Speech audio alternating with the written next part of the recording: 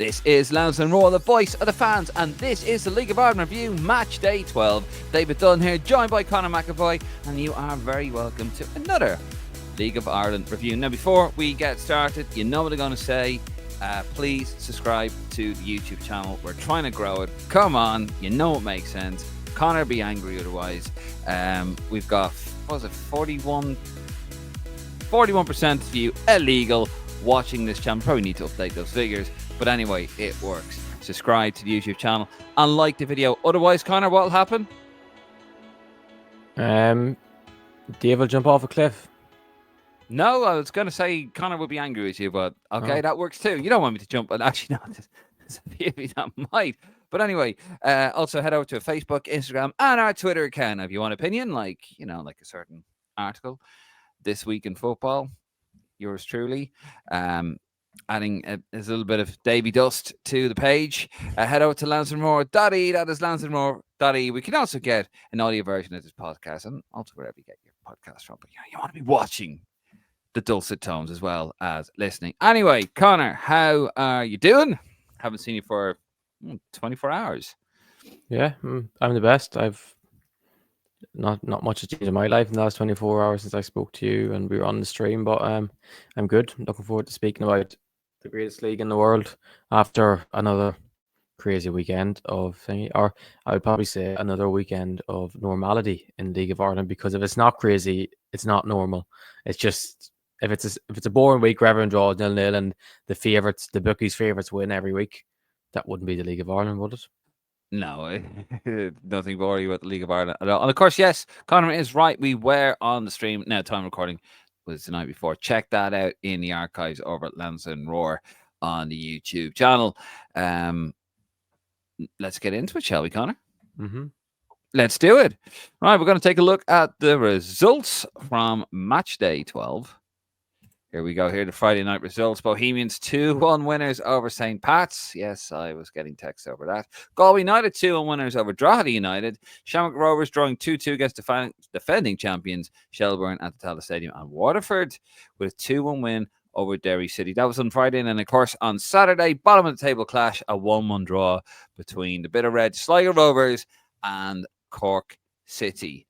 Conor, just to look back on that, obviously only one place to start. The big game on the weekend, Bohs against Pats. Pats winning 1-0. Chris Forster with a penalty in the 23rd minute. And then Robert Cornwall, I don't know if I'm saying that correctly. Cornwall. You're all right, yeah, it's Cornwall. Yeah. People say Rob, but you can be fancy. Robert Cornwall with an equaliser in the 90th minute. Absolutely shocking defending, by the way, for that goal. A free header. Like a free header. Literally nobody near him. Bosh, in you go. And then Sean Grehan on the 97th minute, he wins it for Bohs. And of course, Stadium Park went into pandemonium. There was a bit of rugby at the end there as well from some security guards. It just, you see at the end, it's like, bosh, took him. I think that's a bit silly at the end to do that. Like if it's a last minute winner, that kind of thing, just, I don't like flares and stuff like that. Let that go. You might as well. They're going to run back onto the stand. They're happy. I don't condone it, but, I don't think there's need for rugby tackle. But anyway, Conor, there you go. That was the big shock. Well, that wasn't a shock result, but, you're 1-0 up. Yeah, 90 minutes on the clock. Yeah, you don't expect to lose 2-1, but there you are. That's what happened. Yeah, bit of a mad one, wasn't it? It was, I think, after what happened at Tallaght the week before on Easter Monday, I don't think anyone would have predicted, with the way the results were going in both the games, that Bohs would have came back and each of them from behind to win. And it is a sign of, I think, of a group of players that are behind their manager. Alan Reynolds has had a lot of abuse, a lot of people booing him. He was booed at halftime by his supporters at Tallaght, and you can see that them players are obviously behind him and they want to play for him, because the way they came back in both those games, and Tallaght, and the way they came back from 2-0 down to win 3-2 was mad. And then the other day to be 1-0 down and then in the 90th minute and scoring 2 late goals shows a group of players that not just playing for their manager, they're also together and they want to turn what has been that has been a poor start to the season for Bohs. Like, other than after that first game against Rovers at the Viva, they fell apart, didn't they? And then now the last two games will be the two biggest confidence boosters that you'll get all year. And from the Pats' point of view, it's been a real probably disappointing to think that it's disappointing to see how bad they've been in terms of how good they could be and they should be and the talented players they have, and they haven't really shown it. But the fact is, there's it's not really affecting the league table. Like, they probably are having their tricky spell of results at the right time with drawing games and losing games, because they're not far off the top at all, and there's plenty of time for them to turn it around. Yeah, I mean, none of them are far off the top of the bow. It's like a 7-horse race, team league. That's League of Ireland. It's so unique. Yeah, I remember we were talking a little bit a few episodes ago. We were saying, well, is it get a taxi for Reynolds? And I did get a text message, and I know he's going to be watching, and I'm going to get another one after this. And he did say Reynolds won't go. It runs deeper than that. That's what he said. Avid Bohs fan. He didn't elaborate on that. But there you go. And they are fighting for the manager. They're fighting for the badge. And the Gypsy Kings, well, the Gypsies, aren't they? The Bohs. They're now the comeback kings. So there you go. Two dramatic wins in a row. Just happened to be against my team. Anyway, yeah. So we're moving on to the next one. Galway United 2-1 winners over Drogheda. Darren Markey with a lovely goal, by the way, right on the stroke of half time for Drogheda. Then Moses Dyer with a brace in quick succession in the 68th and 70th minute. Although I must say, I thought the goalie was dodgy for Galway's goals. But there you go. And then, of course, Warren Davis missed an absolute sitter at the end for Drogs. This is it now, Conor. This is the start of the decline for Drogheda. They're going to slide down that table. They're going to right down there. Yeah. Work with me, Conor.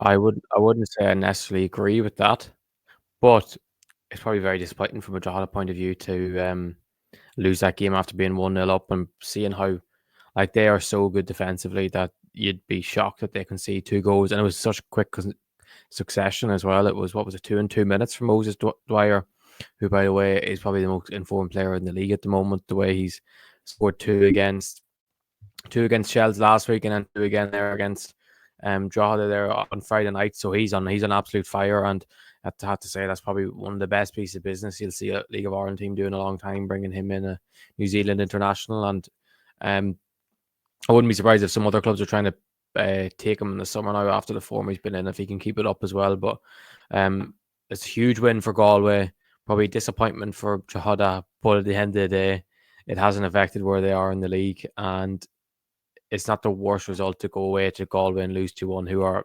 exceptional at home, and they're an extremely hard team to play against. And at least Darren Markey done what Darren Markey does and scored a worldie, one of the best players in the league so far this season, a superb footballer. And I'm sure Drogheda won't be too fazed after that. They had to lose eventually, didn't they?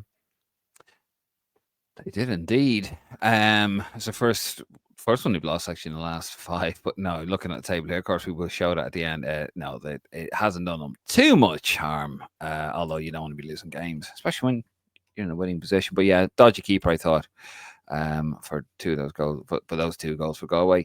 And then, of course, the big game that was shown on Virgin Media 2, Shamrock Rovers holding last year, defending champions Shelburne to 2-2 draw at the Tallaght Stadium. Matt Healy giving the home side the lead on the 28th minute. Alistair Coote on 50th got to equalise at Mipo. Odubeko got put Shells in front on the 64th. But then Daniel Cleary 3 minutes later equalised. I thought it was poor goalkeeping for Healy's opener.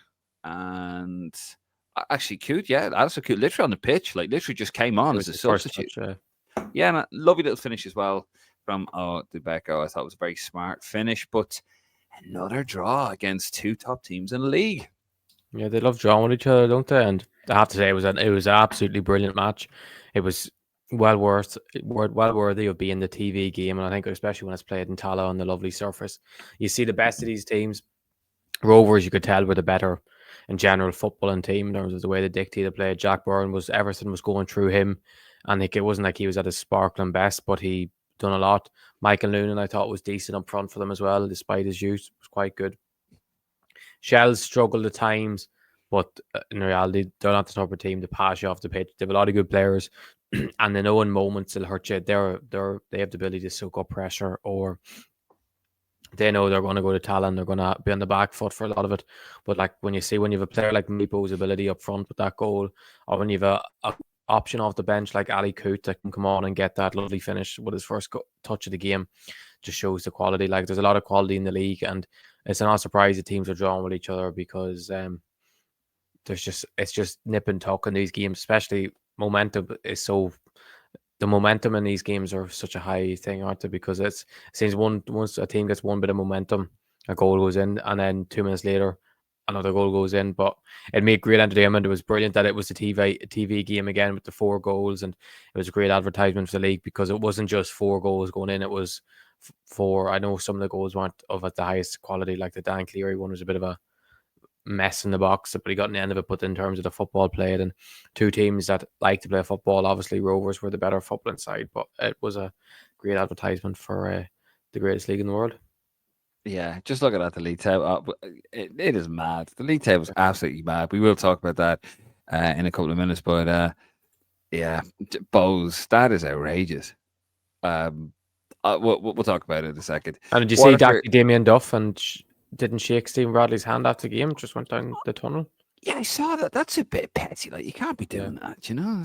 I don't know. I don't know what Stephen Bradley's done to him to annoy him like that. Maybe he said something on the sideline, or decisions with the referee annoyed him, or just Well, Duff did turn around and say, didn't he, when Heimer, Halgrimson, obviously all that came out, you know, and Bradley called Heimer out on certain things, the Ireland manager, and then Heimer said, "I'd love to get the two of them out for a pint," and Duff did turn around and say, "That'd be a terrible night."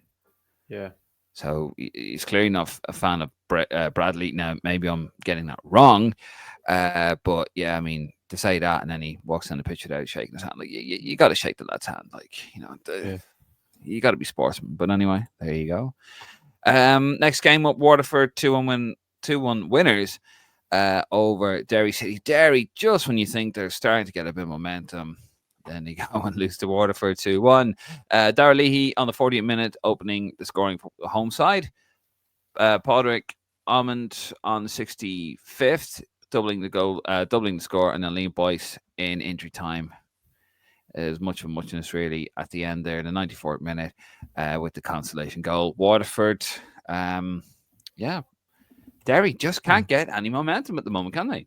Yeah, it's mad because, like as you said, I thought they were on a turning point. I thought this was going to be the start of them picking up points and going on a run of form or winning games and probably getting themselves. Probably, I know they're technically still in a title race, but like right in the thick of it, that you could say they have an opportunity of winning the league. But I don't know what's going wrong with them. I don't know whether it's the adaptation of all the new players they've signed, or the fact that it's got a new manager to go with it, or it's the fact they have to travel to Waterford, play on a completely different surface to the Astro and the Brandywell. But it was a very, very strange, like from, I didn't see the whole 90 minutes, but I've seen a lot of people saying that Waterford were full value for the 3 points, and it won with respect because of how bad Waterford had been. When was the last time they won a game? Was it 9 games ago or something? Because of Keith Long being sacked, and then they're bringing in Matt Lawler, and then they had the heartbreak of losing in the last minute against Cork in the Munster Derby. So you were thinking, you probably were thinking Derry would pile on the misery here. They'll pick up another 3 points. You thought Liam Boyce might have got another goal, or players like Gavin White or Winchester might have made things tick a wee bit more. But no, it was very poor result for Derry. Obviously, no place is easy to go in the League of Ireland. That's the reality. It's always unpredictable. But I thought for games at the weekend, if I had to predict a team that were going to continue the momentum they were on, I thought Derry would have.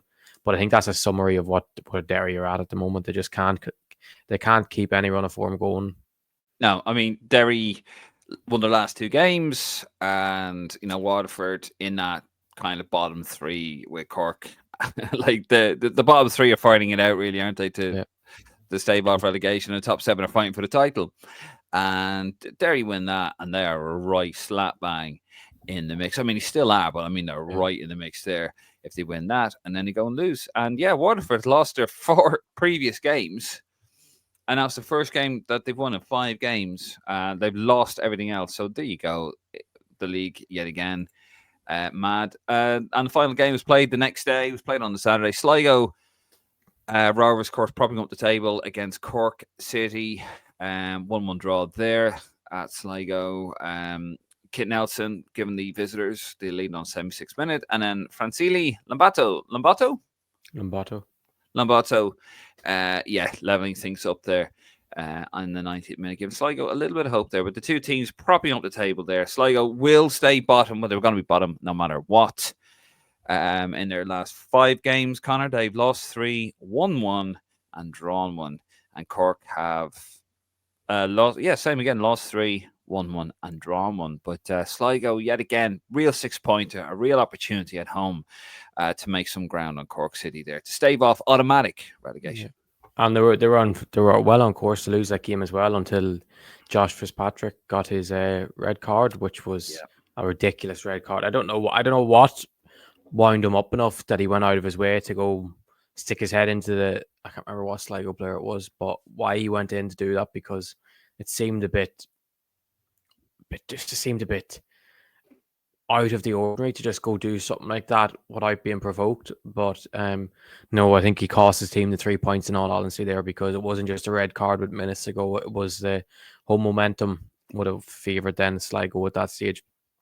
And then they got their goal. The he's been on quite a decent scoring run actually of late, and he got his goal, and Sligo got probably what they are hoping is a deserved point out of that game, and probably something they will use to try and build something. I know ideally they would have wanted to win that game, but once you go 1-0 down against Cork, they probably would have been delighted to get the point out of the game in the end. But it's not looking great for Sligo in that sense, because they need to start picking up 3 points, not a point against these teams at home. Yeah. But it probably Cork could be the more disappointed of the two anyway, because they had the game in their hands and a moment of madness threw it away, but in all reality, didn't it? Yeah, I mean, a win there, Cork City are 6 points clear of Sligo, and they've gone away to Sligo. So it would have been a massive. I mean, still not a bad result. There's still 3 points to clear, but they would have been. I said it was a potential 6-pointer. Let's have a look at the league, Conor here, and then we'll take a look at the fixtures after that. But here we go. This is how the table stands. Drogheda is still on top despite that loss of 20 points. Galway United second on 20 points. St. Pat's, despite their loss, third and 19 points. Shamrock Rovers, despite being held at home, 19 points. They're in fourth. Shelbourne, despite being held at Shamrock Rovers, are in fifth on 19 points. Bohemians, funny enough, I mean, look at that there, right? They're sixth, 2 points off top on 18 points, right? They've won 6, lost 6. That's just mad. That's like FIFA, that never happened. That's what I was laughing at, because you look at Rovers, you look at Drogheda, they've lost 2, Pats have lost 3. You think, oh, that's it. Shelbourne have only lost 1. Bohs 6. They've lost 6 and they're still 1 point off Shelbourne. That's mental. Derry City, despite a terrible result away to Waterford, still 3 points in it. And, the goal difference isn't too shabby either. It's only -1. Not ideal, obviously, but 17 points. Only 3 points off top spot. And then, of course, a bit of space. 5 points adrift on 12 in 8. Waterford United. And then, of course, Cork City in 9th on 11 points. And Sligo Rovers propping up the table at 8 points there. They've lost 8 games out of 12, Sligo. And it's mad, isn't it? Cork have lost less games than Bohs. And yet... the reality, I think it's a funny thing we were talking about Derry, about momentum. If Derry would have beat Waterford at the weekend, they'd be joint top of the table, which is crazy to think. They're sitting in 7th place now, and if they would have won, they'd be joint first. Obviously, they'd be sitting third, but in terms of points wise, they would be joint top of the table from going from 7th place. Like, what other league do you get that craziness? Like, it's like the League of Ireland is normally mental enough, but this year has just gone to another whole level of it. Like, there's nothing between the teams at all. Obviously, there is some teams are better footballing teams and there are some teams have more talent than the others, but just the styles is the same. Boxing style makes fights, and the styles are making incredible matchups this year that either teams are just drawing with each other because they're so nip and tuck, or teams are games you expect to win, the opposition ends up winning the game. So it's been actually crazy, and the fact that Sligo are only 12 points behind the leaders, 12 games in, bottom of the league, isn't even that much for when you actually think of it. After 12 games, you'd think there'd be more than 12 points between the league leaders and the bottom Mm, place team. mm. So it's there's literally nothing between anyone really. Like any team, like Sligo, if Sligo won and they win 3 in a row, 4 in a row, you'd be start talking about they're in a title race again. Yeah, it's mad, isn't it? I always think like with enough games, obviously anything within 10 points is a title race. That that's just my own figure that I plucked out of my arse. But yeah, it's a mad league. Like it's a mad league. It's brilliant. Like 7 horse race at the moment. And to be fair, the other 3 out of 10 aren't a million miles off either. It's crazy. Like even Waterford, a couple of wins there, they're back in the mix. It's brilliant. 12 games gone and 7 teams in it.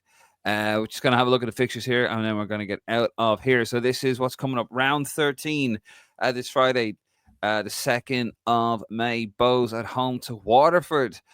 Cork City at home to Shamrock Rovers. Derry City host Shelbourne.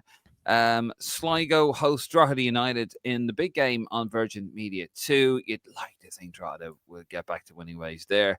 And then, of course, St. Pat's at home to Galway United. I mean, they're all top of the table matches, really, aren't they? You always go like that. There's a cracker there. You read the first one, or you read the second one. Oh, there's a cracker there, and you read the next one. Oh, just that's the top table at last, whatever. Well, I'm gonna make a bold prediction. Go on. Sligo Rovers to defeat Drogheda on Friday night. I can feel it. You reckon? And then Bohs to do Waterford. And Bohs to go top of the league. No, but no, I think Sligo are going to do them. I just feel like Sligo.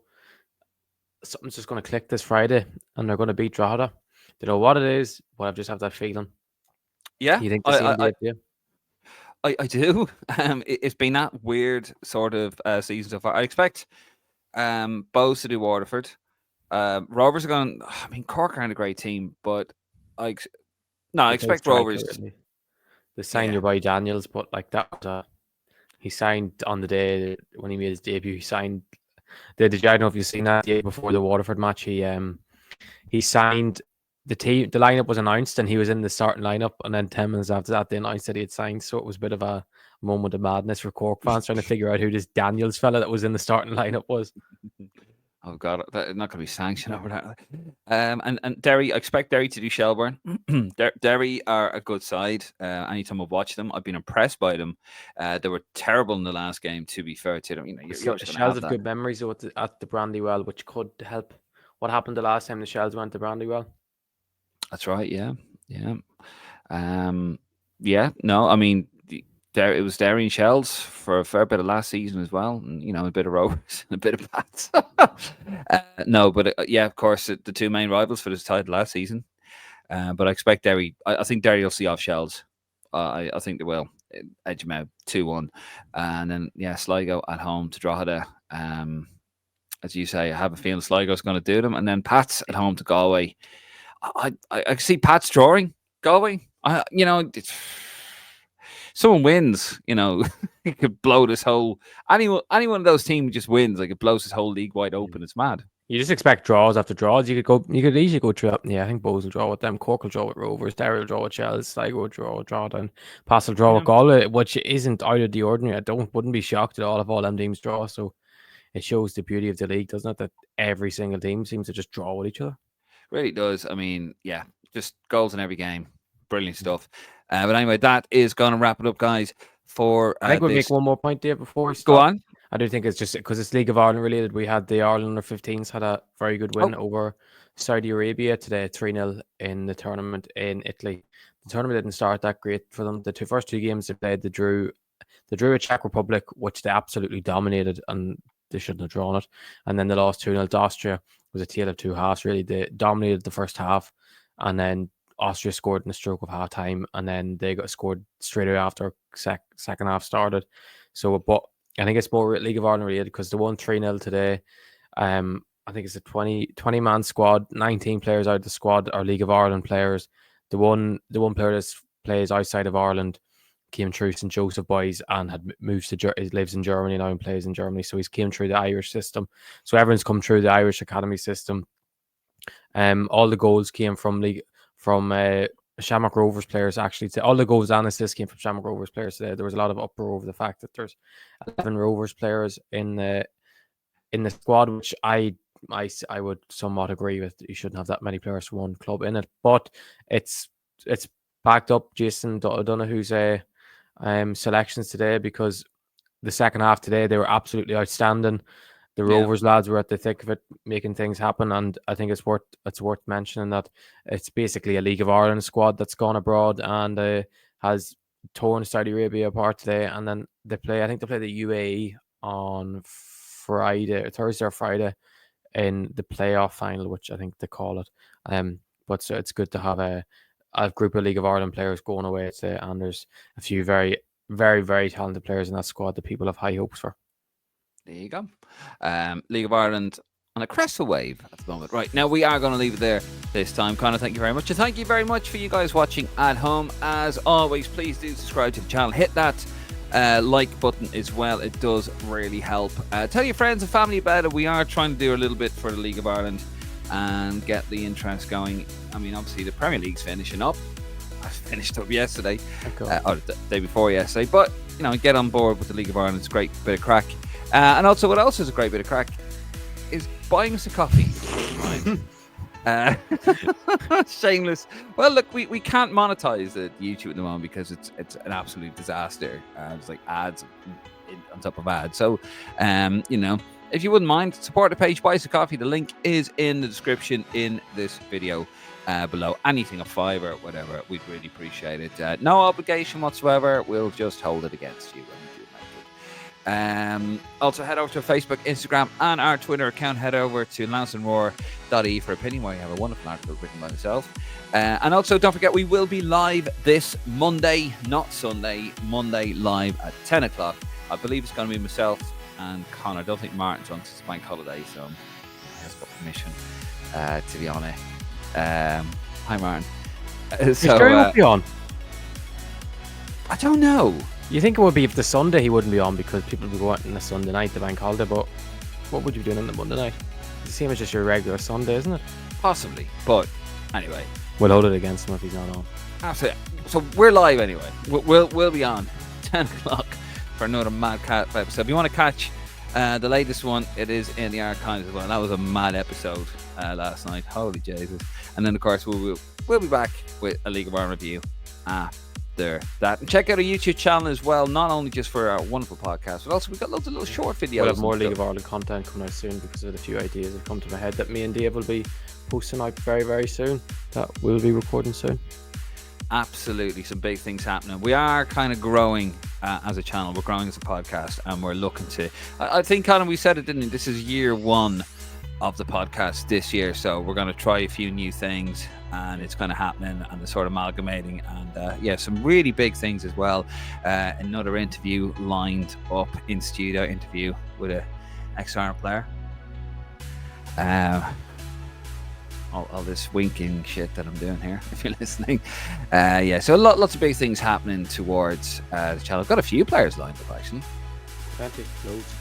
Yes, and a potential pop star. True story. Anyway, that's all we're going to say. But yeah, thank you very much, guys, for your support. As always, it is wonderful. We're out of here. I'm David Dunn. He is Conor McAvoy. This is Lansdowne Roar, the voice of the fans, and you are beautiful. Good night. God bless.